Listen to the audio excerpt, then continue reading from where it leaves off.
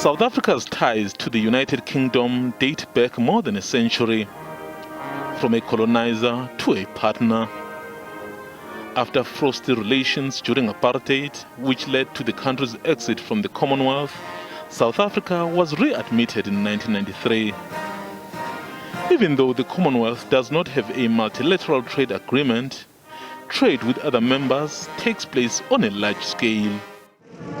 President Cyril Ramaphosa will travel to the United Kingdom for an official state visit. He follows in the footsteps of all previous presidents of a democratic South Africa. In 1996, the late global icon Nelson Mandela was invited for a visit by the late Queen Elizabeth II. Good morning. Majesty, good morning. Very nice to see you again. Mandela's successor, former President Thabo Mbeki, was also hosted by the late Queen in 2001. In 2010, former President Jacob Zuma also got an invite to Buckingham Palace. I think that reflects the long history, the shared history between our countries, and indeed the modern day friendship and partnership. And that is what lies behind the decision that will be made to invite President Ramaphosa to make this visit to London next week. The President will be the first foreign leader invited by the new British monarch, King Charles III, since his ascension to the throne after the passing of his mother, Queen Elizabeth II, in September. The new king is no stranger to South Africa. He visited the country on a number of occasions in 1997, 2011 and 2013.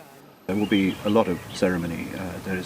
There will be a ceremonial welcome for the President on what we call Horse Guards Parade in the centre of London. He will inspect a guard of honour with His Majesty the King. There will be the state banquet on Tuesday evening, hosted by His Majesty the King and the Queen Consort, and the President and the King will both make speeches there.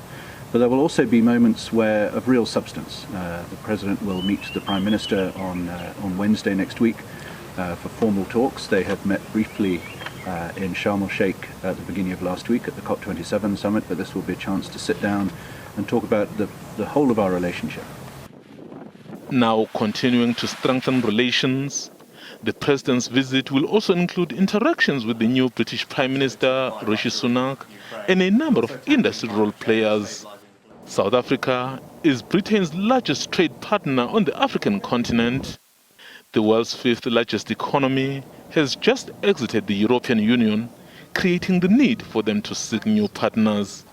Trade is still vibrant. It's one of our largest trading partners after China and the EU, but very deep and very broad relations with the UK. But as I said, they kind of copied what they had in the European Union in its agreement with Southern Africa. The ties between South Africa and the UK include a shared language, which is English, cultural links, and similar systems of law and finance.